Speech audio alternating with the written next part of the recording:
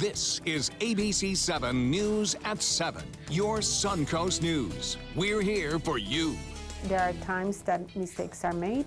It's how those mistakes are coached and guided to go through our rehab area, and for us as a school district to be able to keep all students in our community safe. A Suncoast student charged with a felony. Another student charged with bringing a gun on a bus. Not the first time he has been charged with a felony. What are the rules regarding felons in schools? Good evening, everyone. I'm Alan Cohn, and welcome to ABC 7 at 7. We'll have more on felons in schools in a moment. But first, our top 7 stories at 7. We begin tonight with the effort to make walking from here to there in downtown Sarasota safer. The Florida Department of Transportation is coming up with a fix to help those trying to cross US 301 between Fruitville Road and 10th Street. FDOT is suggesting a raised median for the middle of the half-mile stretch of road. The $500,000 proposal has safe havens for pedestrians trying to cross 4 lanes of traffic. Sarasota police say there have been 10 vehicle versus pedestrian accidents since 2014, 5 last year. I think that's a great idea too, because if you put a median there, it's 2 sides, you got traffic coming and traffic going. So I think that'd be safe too for a lot of the residents with the kids here. FDOT will hold a public hearing at City Hall next week. Florida reaction tonight to accusations nationwide about massage envy. More than 180 women have accused therapists at massage envy locations around the country of groping and other sexual acts. Florida state officials have been working for years to prevent similar acts. Licensed massage therapists say that the state does background checks and fingerprints before issuing new therapists a license. The accused Tampa serial killer made his first appearance in court this morning. 24-year-old Howell Donaldson is accused of shooting and killing 4 people in the Seminole Heights neighborhood. Donaldson wore a smock made to prevent him from hurting himself. While the judge spoke to him through a video link, she ordered him to be held without bond until his next hearing. The state's attorney is considering seeking the death penalty. So consistent with my duties as state attorney, I will evaluate all the aggravating and mitigating evidence in this case to determine whether there is a legal basis to seek the death penalty under U.S. Supreme Court and Florida law. And if the case satisfies the legal requirements, and if it's consistent with what the defendant, the victim's families want, then we will seek the death penalty. Donaldson was arrested at a McDonald's after police received a tip. He asked a manager to hold his loaded gun, which police say was used in the murders. Police say that they are also using cell phone data and shell casings as evidence. It's now a little bit easier for veterans to get ID cards from the VA. Vets can go online by visiting the Department of Veterans Affairs website, vets.gov, and apply for printed veteran ID cards. You'll need to upload a valid government-issued ID and a copy of a recent photograph. The veteran ID card will be printed and mailed directly to the veteran. Florida voters could decide in 2018 whether to ban dog racing in the state. Greyhound racing has lost popularity as other forms of gambling have grown, but it still plays an important role. Pari-mutuel facilities need to run live races in order to offer more lucrative types of gambling like card rooms. Supporters of the idea point to injuries and the deaths of greyhounds as the reason to shut down racing. This is for me, a matter of conscience. Our society is and has changed. We are evolving as a people. We are becoming more sensitive to those who occupy this world with us, regardless of their species, and to those who are going to follow us for generations to come. And that's a good thing. If it's approved, greyhound racing would be banned by December 2019. The Sheriff's Office and the courts are partnering to make the holidays just a little bit nicer for kids in state care.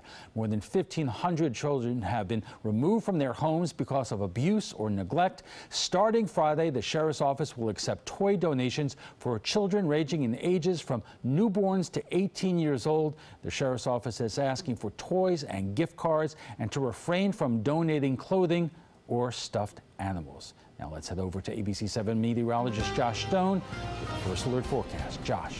All right, Alan, it is absolutely gorgeous outside right now. It's 71 degrees, clear skies, dew point at 65, humidity at 81%. Not much of a wind coming out of north at 5 miles per hour. But, you know, today is November 30th, so what really is so special about today? Any guesses, Alan? Any guesses? The end of hurricane season. Maybe, but you know what? It's Bob Harrigan's birthday, so we should say happy birthday to him. Birthday. There you go. Yes, it is the last day of the 2017 hurricane season, and we can say goodbye to that. Thank goodness. We'll talk more about that in the main weathercast, but we had an active season, no doubt about that. Right now, radar remains very quiet, especially along the west coast of Florida. Some activity out here in the Atlantic off the east coast of Florida, but our immediate area looks very quiet at this time, thanks to this tan color and the water vapor imagery. We talk about this on occasion. This is dry air, and it's draping the state of Florida right now. So for the overnight, we're going to see this persistent clear sky because of the dry air and not much going on at all. So things looking pretty good there, though there could be some patchy fog that develops in the morning hours of Friday morning. We're talking about early morning, maybe, you know, by the time you start your commute to work. I think the thickest fog could develop maybe along the I-4 corridor and north of that, but just keep that in mind. You know, that will limit your visibility when you have fog. But other than that, everything looking very quiet, and the weekend looks terrific, and we'll talk more about it when I come back. All right, thanks a lot, Josh. And still to come, felons in the schools, what you need to know.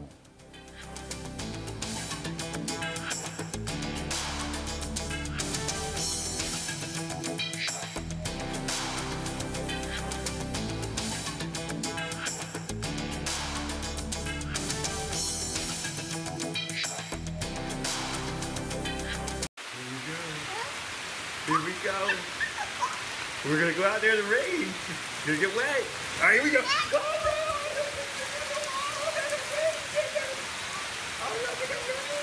Okay, quick.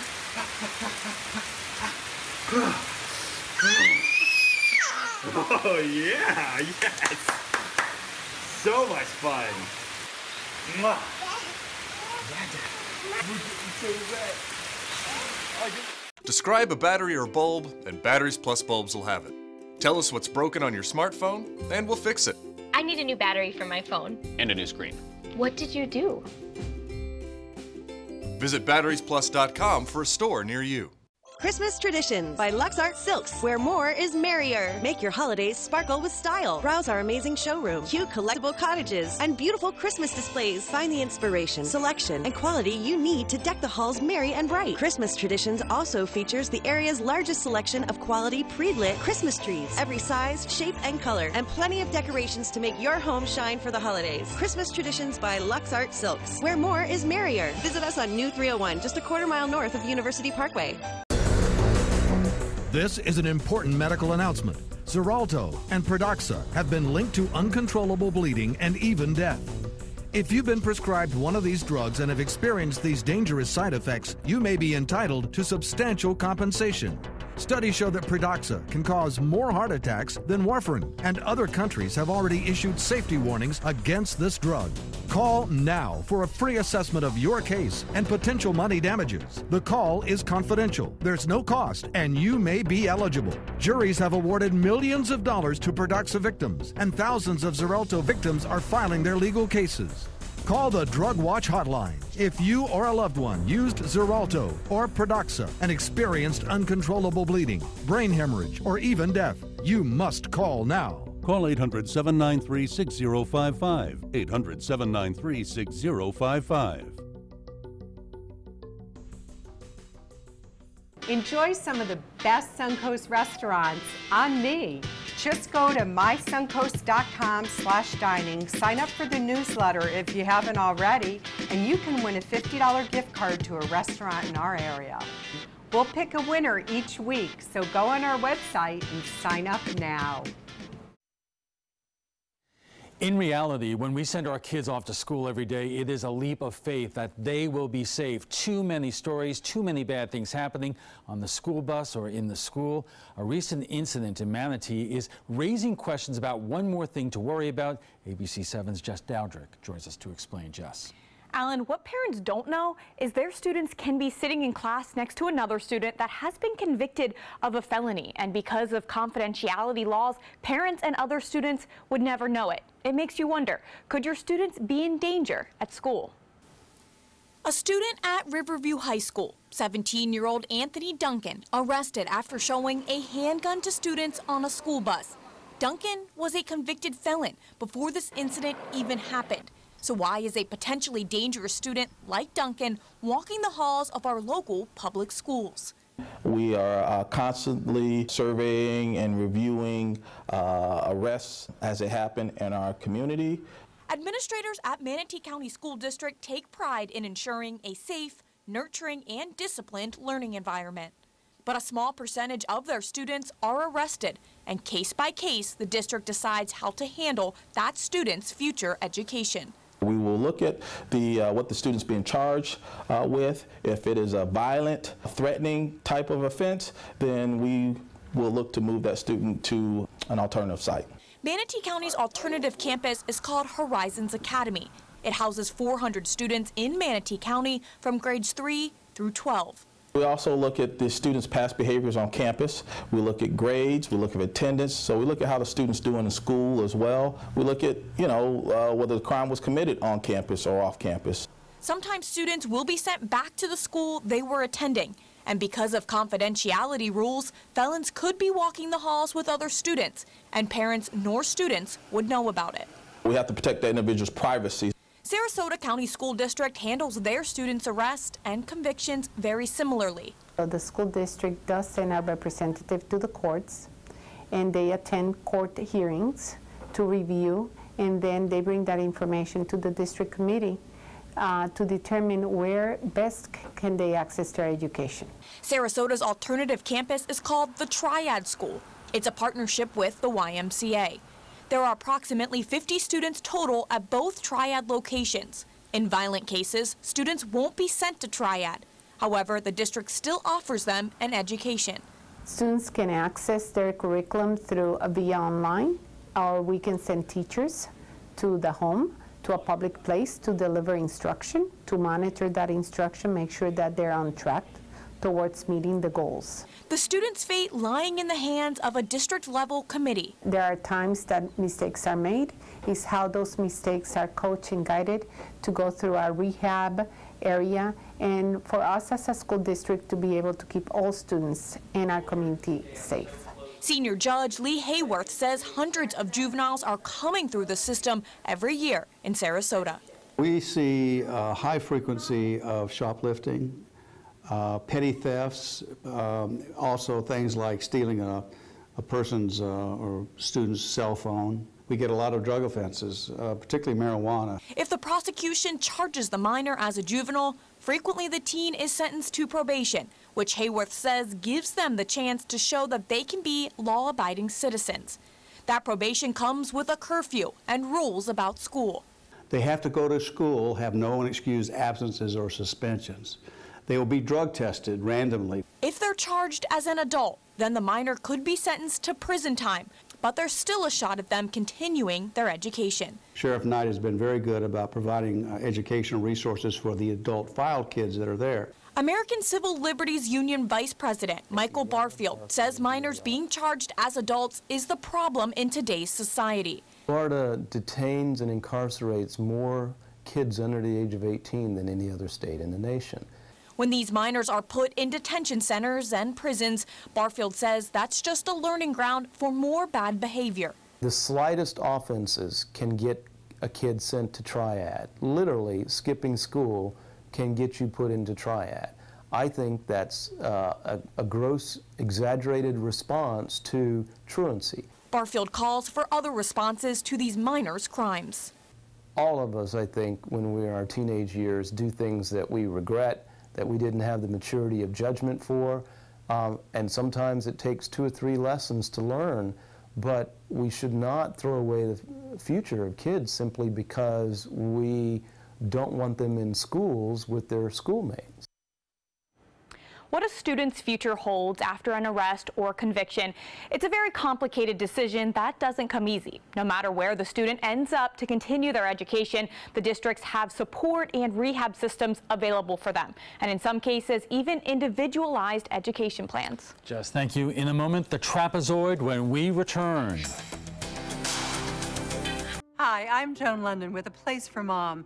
Over the years, we've helped thousands of families find senior care, and today's senior living communities have never been better, with amazing amenities like movie theaters, exercise rooms and swimming pools, public cafes, bars and bistros, even pet care services. And nobody understands your options like the advisors at A Place for Mom.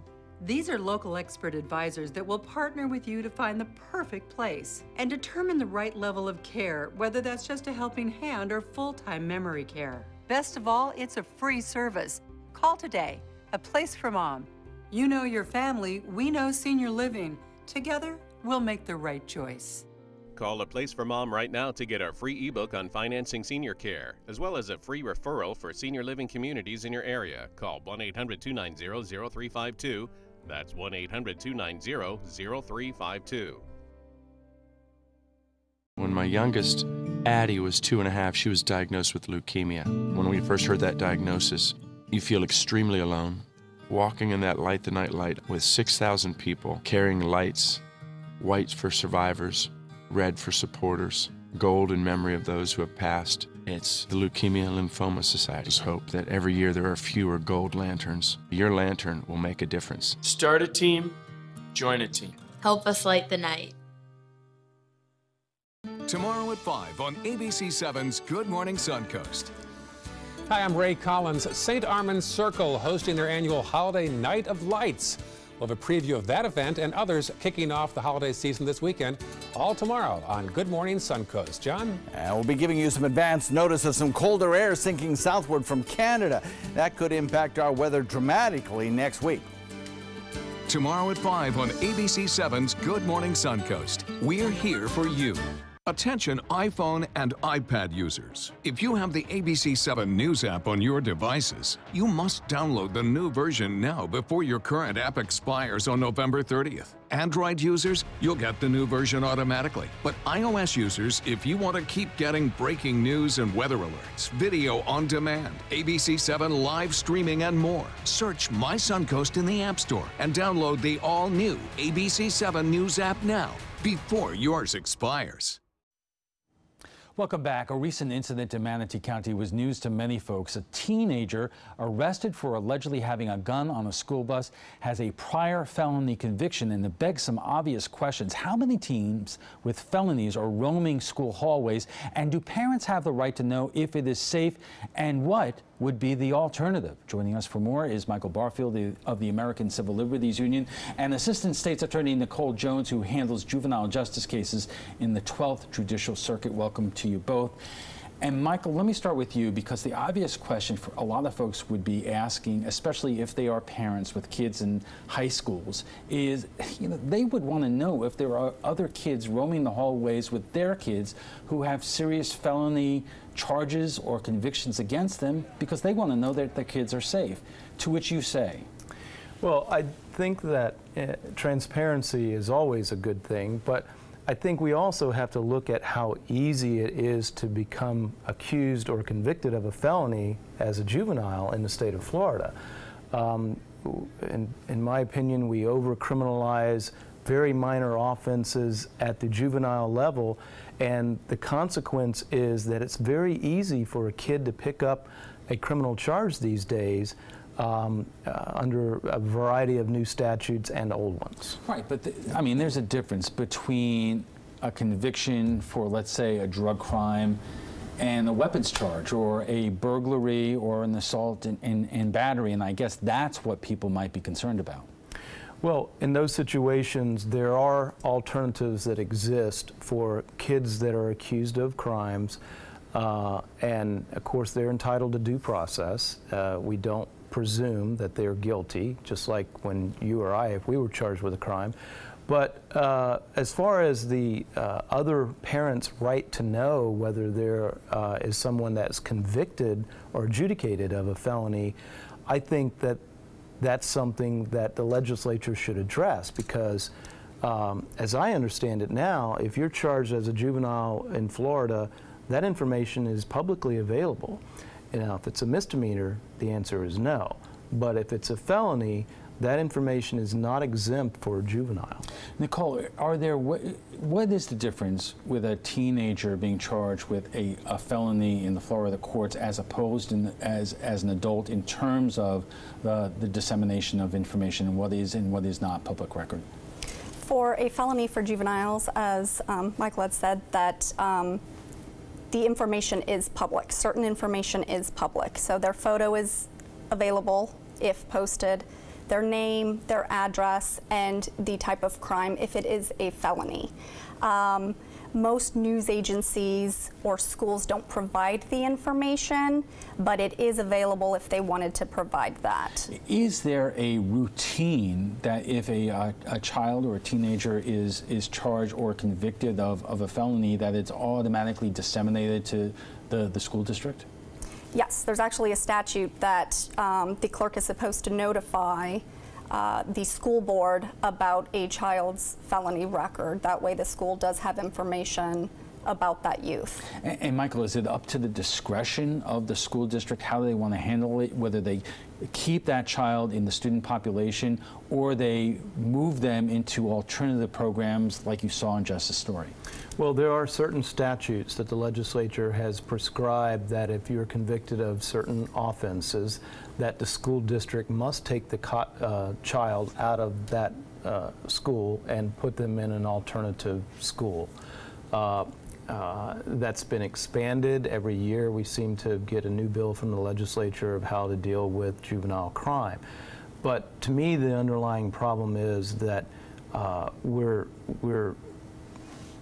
are always the isolated cases that skew our focus and attention. And to me, it's the over-criminalization in juvenile courts that we need to address. We're going to talk about that some more. We're going to just getting warmed up, and we'll have more on felons in schools right after we check the first alert weather. Stay with us.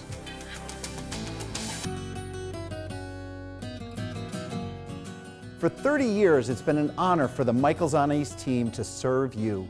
We love that our restaurant, wine cellar, and ballroom have become your favorite gathering places, and we love catering your parties.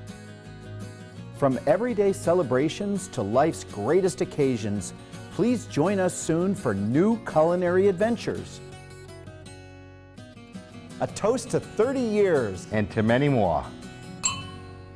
What if you had a medical emergency away from home? My chest hurts. I can't breathe.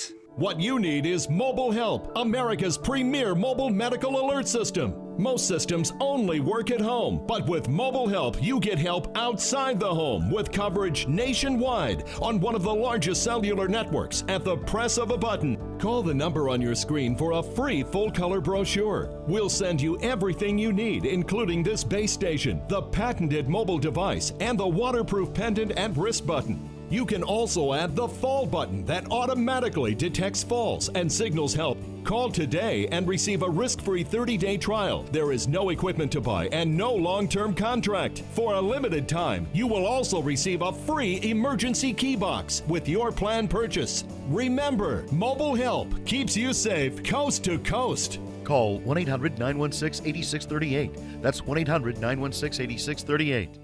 Attention blood thinner users. If your loved one took Xarelto or Pradaxa and suffered serious internal bleeding, call right now. You may be entitled to financial compensation. The widely prescribed blood thinners Xarelto and Pradaxa have been linked to a number of dangerous side effects, including internal bleeding, gastrointestinal bleeding, kidney bleeding, stroke, brain hemorrhaging, and even death. If you or a loved one suffered any of these injuries after taking Xarelto or Pradaxa, call right now. You may be owed significant compensation from the manufacturer. Thousands of blood thinner users may have been exposed to serious risk by these dangerous medications. If you or a loved one took Xarelto or Pradaxa and suffered serious internal bleeding, call right now. Call Nightline Legal to speak with an experienced attorney for a free consultation. If we don't win, there is no fee. There are time deadlines to file a claim, so don't wait. Call right now. call 1-800-554-3987. Again, that's 1-800-554-3987. Our conversation on felons in schools continues right after we get a check on the first alert forecast with meteorologist Josh Stone. Josh. All right, thanks so much. Yeah, Bob Harrigan has the day off because it is his birthday today. Well, if you haven't heard or you missed what we were talking about earlier, today is the official last day of the 2017 hurricane season. Thank goodness, right? Because we had one heck of an active season, no doubt about that. We had 17 named storms. Out of the 17, 7 were tropical storms, and we actually had 10 hurricanes. And 6 out of the 10 hurricanes are actually major hurricanes, meaning they were Cat 3 or higher. And some notable hurricanes that happened this season in the Atlantic Basin, a little storm called Harvey. We all know what Harvey did. How about Irma, what it did to some of the Caribbean islands and also here in Florida. And then, oh yeah, Maria. Remember what happened to Puerto Rico?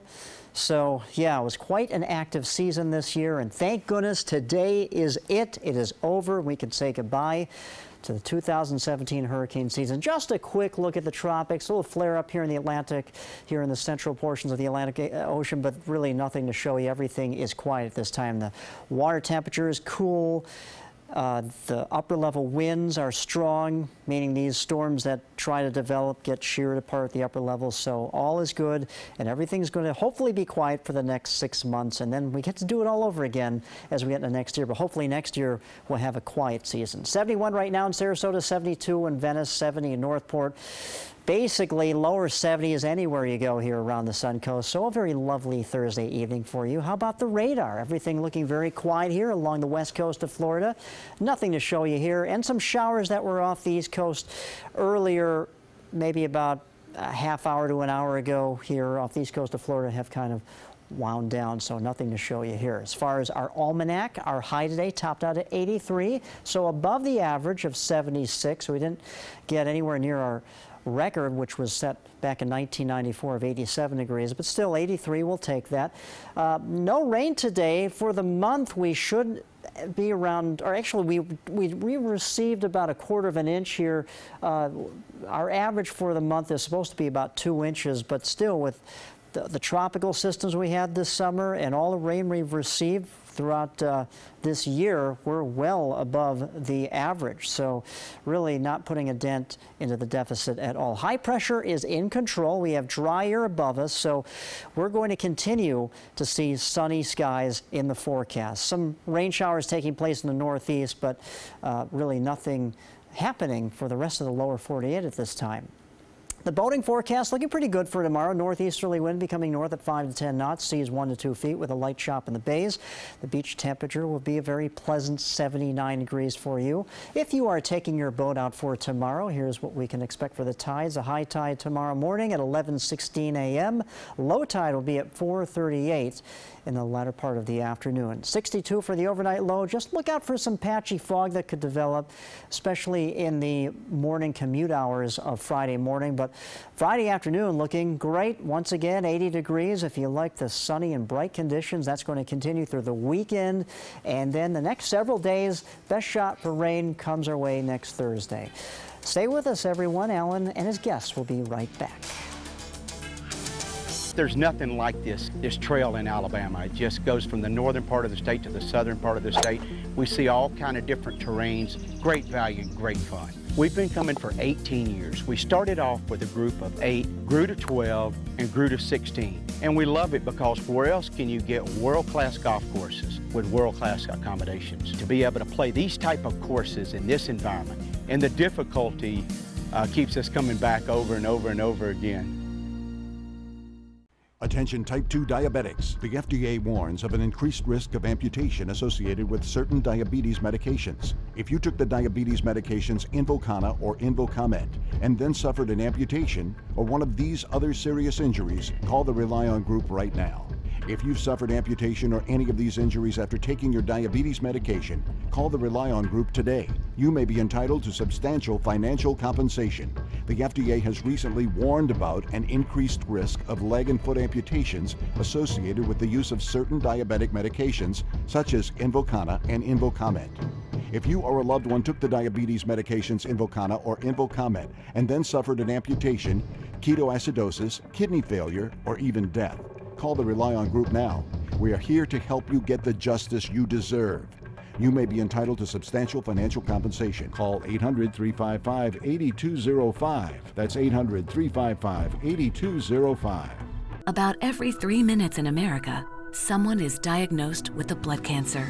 Light the Night brings together survivors and supporters to bring light to the darkness of cancer and to help fund life-saving research.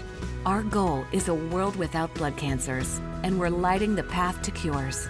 The discoveries made in blood cancer research have led to breakthrough treatments for many cancers and other serious diseases. Help defeat the darkness of cancer. Join Light the Night today. Hamilton was adopted from a rescue in 2008. He really likes to be around people. And as soon as I start to make my breakfast, Hamilton is right there. I get out my mat and I'm doing a downward dog and he's underneath. He's quite the pug about town. He gets invited to a lot of parties. He knows he's a pretty big deal. I mean, look at this little face. How could you not love him?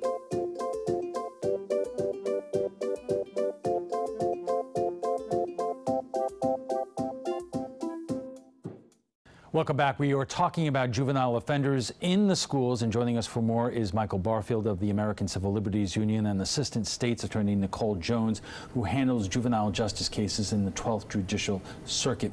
Michael, let me start with you again, because in Jess's story we talked about the alternative programs out there, and you know, the flip side of the argument is that some people might think that those alternative programs, especially if you're lumping all these kids who, for one reason or another, have these criminal convictions or charges against them, that they're not getting a great education or educational environment in those programs. Well, first of all, to get into triad, you don't have to have a criminal offense at all or charge. You can be sent there for being truant, skipping school.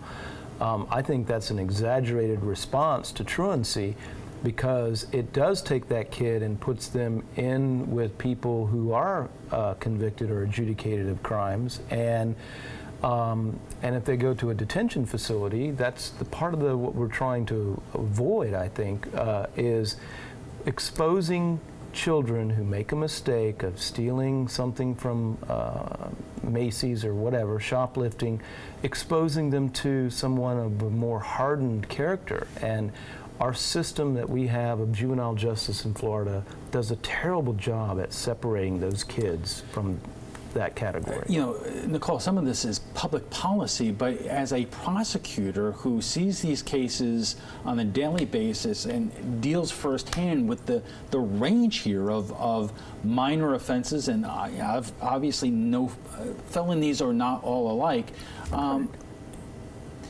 what would you like to see in terms of happening to these children while they're awaiting the charges going through the system, or after they're convicted of it?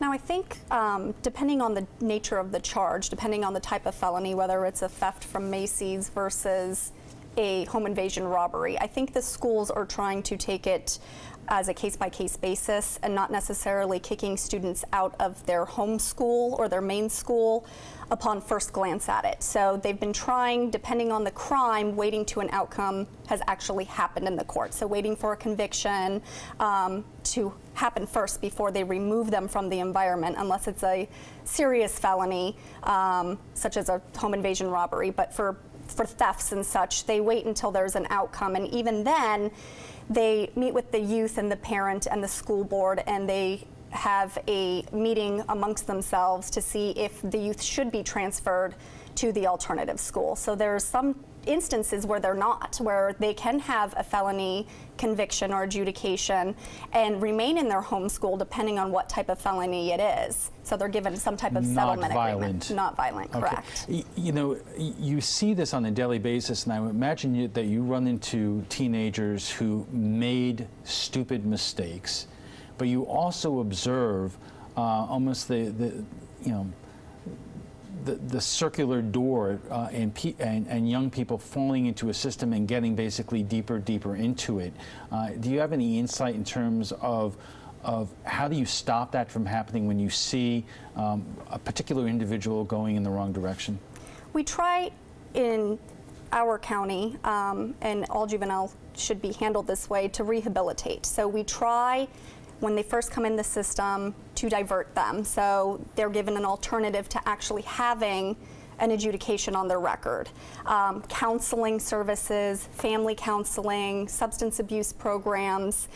So we tried to provide as much resources as possible. The Department of Juvenile Justice finds programs for them where they can start out not having a history, depending on the crime again. We even divert some type of felonies to where they wouldn't have a conviction, so it doesn't ruin their life. Non-violent felonies. Correct, non-violent felonies. You know, Michael, you brought up the issue when we were in the break of prolific offenders. It's a new law, a fairly new law, that was passed by the legislature this year. What does that mean in terms of young people who are labeled that and their ability to stay in school or be in school with, you know, a lot of kids out there?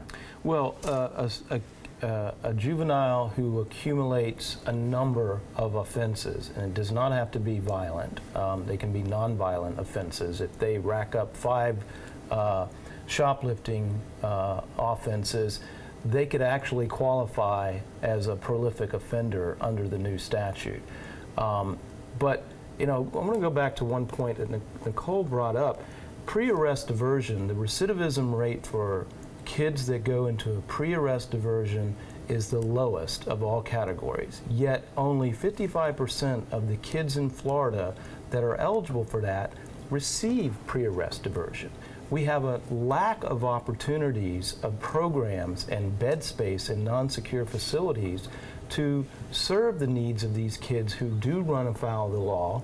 And we send 100 kids a month to state prison in Florida, juveniles, 100 a month. I want to get back to my original question, but Nicole, is that a matter of resources? It is a matter of resources. There are pre-trial diversions, pre-arrest diversions, but there are also diversions after they've been arrested. So there's a couple of bites at the apple, and I know that some of the laws have changed with civil citation in place where they get multiple chances to do a pre-arrest diversion. Okay, now getting back to prolific offenders, what does that law mean in terms of their ability to go back to school or what their eventual sentence is? Well, they definitely would not go back to school if they're adjudicated or even, I think, charged with a prolific offender. Even though it may be a nonviolent offense? I've heard there's only one in Sarasota County, and I don't know what the circumstances of whether it's nonviolent or violent or a combination of all of the above. Right. So, Nicole, if you have a situation like that, what does that mean for the child and their ability to get an education, or, you know, parents knowing that a child like that is not in their kid's school? Well, a child that would qualify for a prolific offender has a lengthy history, definitely consisting of multiple felonies. So he would be probably kicked out of the mainstream school and placed in the alternative school. Okay, we have to take a quick break, and we'll be back for final thoughts in a moment. Attention, Americans eligible for Medicare. Are you getting all the benefits you're entitled to? Did you know there may be money available to lower your medical prescription costs? Call Health Markets and we'll tell you if you qualify. Hi, I'm Dr. Martin Jeetsi. It's a new Medicare year. That means more changes and more confusion. The key question is, what can you do now to ensure you get the care you need in the coming year?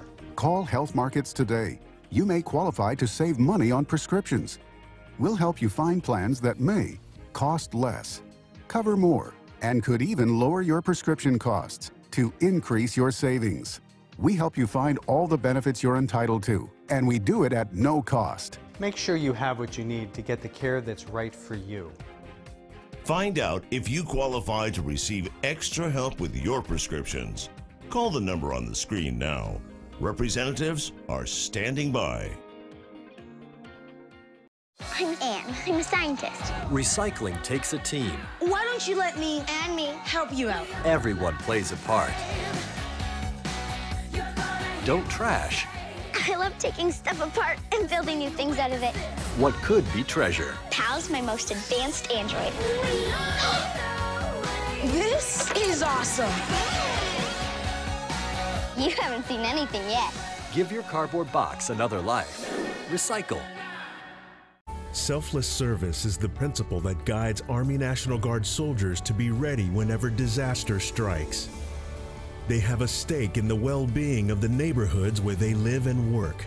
They train part-time to be ready to serve at all times. Selfless service. It's what inspires the men and women of the Army National Guard to be part of something greater than themselves. Visit nationalguard.com to learn more. Enjoy some of the best Suncoast restaurants on me. Just go to mysuncoast.com/dining, sign up for the newsletter if you haven't already, and you can win a $50 gift card to a restaurant in our area. We'll pick a winner each week, so go on our website and sign up now. And our guests join us right now for final thoughts. So Nicole, talk for a moment to the parents out there right now who, they heard about the story a couple months ago. They hear that under certain circumstances, felons can be walking the same hallways as their kids in school, and it just makes people upset. It would. I guess the biggest thing that parents probably need to do is have conversations with their kids. That's lacking nowadays, where they sit down and actually discuss issues with your child. Or are they fearful if that child found out that someone else was in their school with a felony? Maybe the child would be fearful, maybe they wouldn't. I think the biggest thing that parents need to do at this point is speak with their kids about what's going on in class, about other kids in class, and how that makes their child feel, and whether or not they would want someone to go to an alternative school or not. But I'll tell you what, Michael, having two kids who recently graduated high school, I know what they said to me about some of the folks that they went to school with, and they may not know those kids have real histories of violent offenses or offenses that you would not feel safe about your kid being in the same school with. Well, I think being aware is one thing, and like Nicole talks about, that at home, the parent talking to the child about it, being aware how that makes them feel, talking to the school to reassure that they're safe. But again, I think that what we're really missing here is that our approach to juvenile justice in Florida has failed. Our direct file mechanisms that takes the discretion away from a judge, that kids go right into adult court, is atrocious. If you're a special needs kid, that you're 7 times more likely to be arrested. It's so easy to get that designation of a felony adjudication in Florida, and that's a legislative problem. It's not a...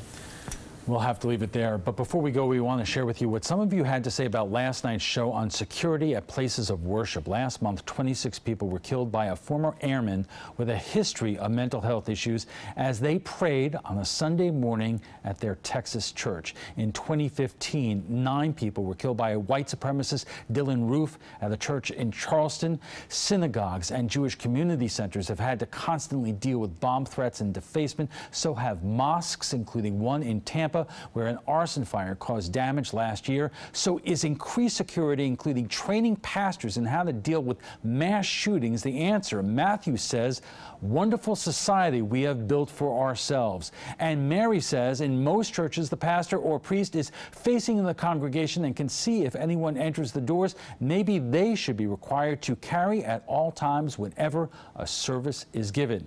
Well, if you'd like to join the conversation about tonight's topic, just visit our Facebook page at facebook.com/mysuncoast.com.abc7. And FYI, you can watch past discussions on demand. They're available on Apple TV, Amazon Fire, and Roku.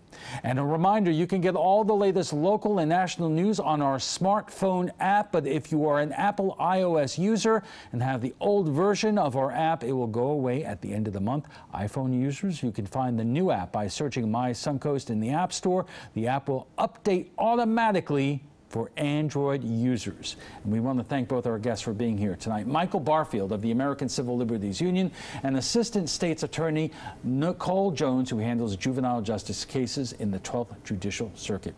When we return, we'll have a final look at your First Alert forecast, plus reaction to President Trump's retweet of violent crimes by Muslims has spread overseas to England. Stay with us. Are Are you currently on Medicare? In other words, do you carry the red, white, and blue Medicare card? If so, are you suffering from chronic back pain? If you answered yes, you may be eligible for a pain-relieving back brace covered by Medicare at little to no cost, shipped directly to your home for free. These medical-grade back braces are ideal for lower back pain, arthritis, spinal disorders, and other chronic back problems. Will you qualify for a medical-grade back brace? Call Back Brace America at 1-800-683-9262. My life motto is keep moving. And as hard as it was when my husband passed away, I knew I had to keep doing what I love. Oops, coming. But I needed help with my insurance, and that's what the NAIC provides. They have resources to help you and your family make the best decision, and they'll help you to keep moving forward, just like me. Performing on stage takes mental and physical preparation. But one thing I never thought to prepare for was cervical cancer. 91% of cervical cancers are caused by the human papillomavirus, or HPV. The good news is there are vaccines that can protect you or your children from cancer. I survived my cancer, but you can stop cancer before it starts. Talk to your doctor and go to thinkaboutthelink.org to learn more.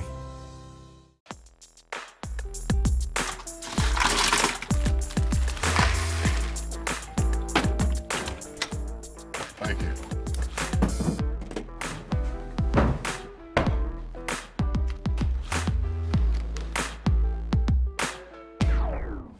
You got a key? Go fish. It only takes a moment to make a moment. Take time to be a dad today.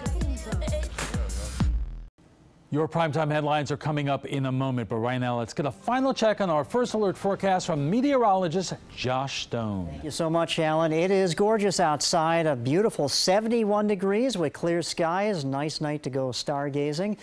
Dew point at 65, humidity at 81%, north wind not much at 5 miles per hour at this time. What are the weather headlines? Well, the big story today, other than it's Bob Harrigan's birthday, is it's actually the last official day of hurricane season. So we can say goodbye to that, and this year was quite a doozy. Well, we had 17 named storms. 7 of the 17 storms were tropical storms.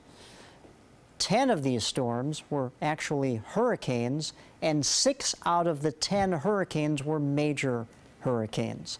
We all remember Harvey, we remember Irma, and of course Maria, what it did to Puerto Rico. So we can say goodbye to the hurricane season. It ends today. Okay, so for our forecast tomorrow, sunny and dry. We all know how to handle that because we have that today. And the weekend looks to be the same thing because we have high pressure and control. Nothing to show you on the radar at this time. Everything is quiet.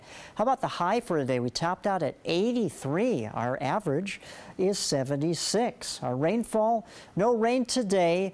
Monthly rainfall is 1/4 inch. Our average should be around 2 inches, but we are still above the average for the year of 2017, as you can see. So no real problems there with any sort of deficit. So here we go. The picture shows the high pressure in control. There is a frontal system to our northwest that's sagging south, but it's very weak, and by the time it edges its way into Florida, looks like it's going to basically stall out and stay there. So high pressure will be in control of our weather. Also dry air above us. Not going to allow any sort of rain to develop, so everything looking very quiet. We do have some shower activity on the national picture affecting the northeast. Maybe some snow on the backside of it, possibly edging towards Montreal. But other than that, everything is quiet. Maybe some showers and some snow that's falling in the Pacific Northwest. But it's a great travel forecast, at least at this time. Anywhere you go in the lower 48, no travel delays at all. For the boaters tomorrow, northeasterly wind becomes north in the afternoon, about 5 to 10 knots. Seas 1 to 2 feet with a light chop. Here you go with your temperature at the beach tomorrow. Beautiful 79 degrees, lots of sunshine. Put your sunscreen on. UV index will be at 5. For the boating forecast, as far as your tides go, the high tide at 11:16 a.m., the low tide 4:38 in the afternoon. Sunrise tomorrow at 7:03 in the morning. Overnight low will be 62. It'll be comfortable, but also watch out for the patchy fog that could develop in the early morning hours of tomorrow. Our high tops out at 80, above the average is 76. And the next several days, lots of sunshine. Best chance for rain comes our way next Thursday. Stay with us. Alan will be right back.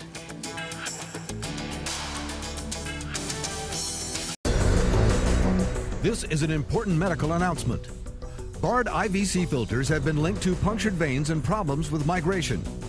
Anyone who's received a Bard IVC filter must receive medical monitoring and may be entitled to substantial compensation.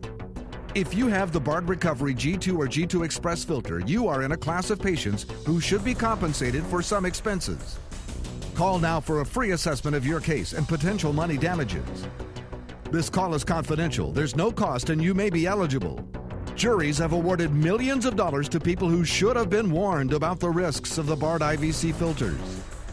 Call the IVC Filter Hotline if you or a loved one has received an IVC filter and experienced a vein puncture or required medical monitoring.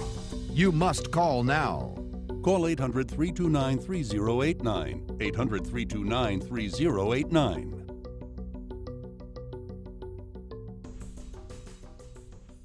America.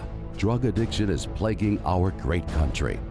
Every minute of every day, one of our citizens is rushed to the emergency room with a drug overdose. Many will never leave, never see the dawn of a new tomorrow in our great nation. Call Make America Sober Again now, before this disease destroys your family, your friends, your country. If you or someone you know is struggling with a drug or alcohol addiction, make the next minute in your life count. Make America Sober Again is committed to connecting you with someone compassionate and caring to help you right now. Call now and be connected to a treatment center in our network. Call Make America Sober Again now. Call 800-793-6592. That's 800-793-6592.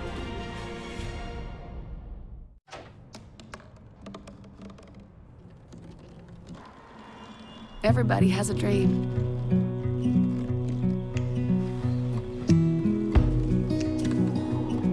Mine was to see the ocean. And with a little help, I made it.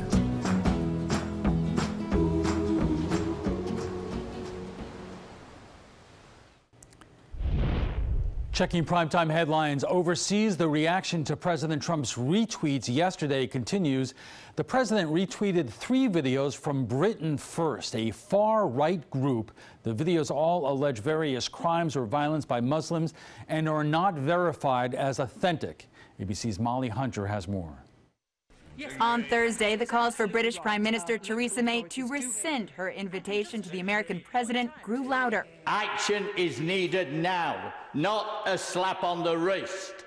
Cancel the state visit. State visits to the UK are glamorous affairs, meeting the Queen and arriving in royal style.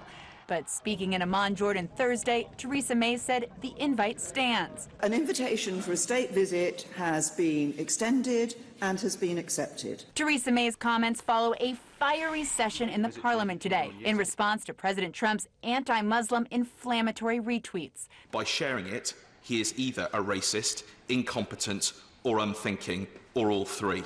Wednesday morning, President Trump retweeted 3 videos shared by Jada Franson, the deputy leader of the extreme right-wing group Britain First.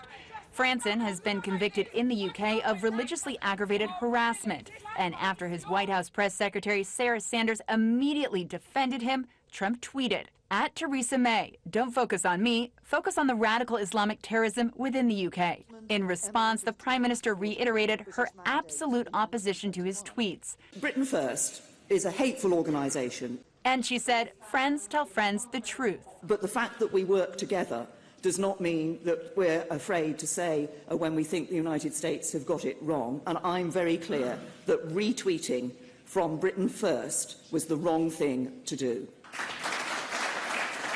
And today, the British ambassador to the U.S. says he personally raised those concerns with the White House. Molly Hunter, ABC News, London. Is President Trump once again closer to telling someone you're fired? The White House is considering replacing Rex Tillerson as Secretary of State with CIA Director Mike Pompeo. Tillerson has been seen his relationship with President Trump soured during the year. Tillerson reportedly called the president a moron, which followed Trump challenging him to an IQ test. One White House official says Pompeo has become a close, trusted confidant to Trump in recent months. Matt Lauer is responding to the sexual harassment accusations that cost him his job at NBC News. In a statement, the former Today host writes, "There are no words to express my sorrow and regret for the pain I have caused others by words and actions. To the people I have hurt, I am truly sorry." The rest of the quote can be seen on your screen. NBC announced Lauer's termination from the network yesterday, 2 days after a female NBC employee filed a harassment complaint against him. At least 3 women have filed complaints with NBC regarding Lauer.